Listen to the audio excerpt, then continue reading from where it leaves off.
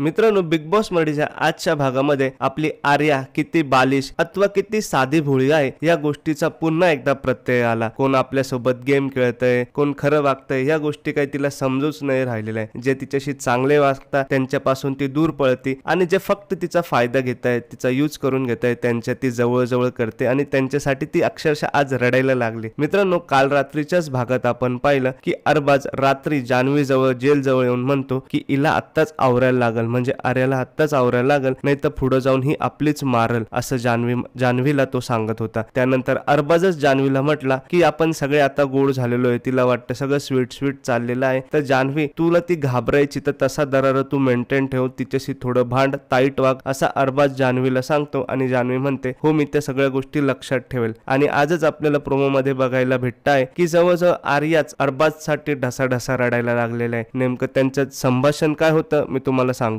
आर्या एकदम इमोशनल होऊन रडायला लागते आणि दबक्या स्वरात अरबाजची म्हणते, मी ना गेले तुझ्या सिच्युएशन मधून, मला नाही बघणं होत आहे तुला, प्लीज अरबाज नको करू, तुला तिच्याशी बोलायचंय तू बोल, पण एक गोष्ट लक्षात ठेवून बोल की इथून पुढे निक्कीने तुला दाखवलं ना किंवा फील करवलं ना तरी अरबाज तू आज रात्री तिच्याशी तुझा एकदम बेस्ट ट्राय करून बोल, निक्की सोबत सगळं क्लिअर बोलून टाक तिच्याशी. आणि याच्यानंतर तिने जरी प्रेम किंवा काही दाखवलं ना, तू तुझ्या डोक्यामध्ये डिसाइड करून घे की मी तिला सांगायला सुद्धा जाणार नाही की बाई हे तू नको करू, कारण की जेवढं आपण तिला सांगतो की हे नको करू तेवढं ती अजून करते. एवढं सगळं बोलणं त्यांचं इमोशनल फील मध्ये चालू होतं. बिचारी आर्याकडे बघून मला अक्षरशः वाईट वाटतंय, कारण कालच मी जान्हवीचं आणि अरबाजचं बोलणं पाहिलं, म्हटलं अरे बाब यांचा एवढा भंगार प्लॅन आहे आणि ती बिचारी 23 वर्षाची मुलगी त्यामध्ये अडकत चालली आहे. बघूया नेमकं काय होतंय. या सगळ्या गोष्टींचा हिशोब भाऊच्या धक्क्यावर तर होणारच.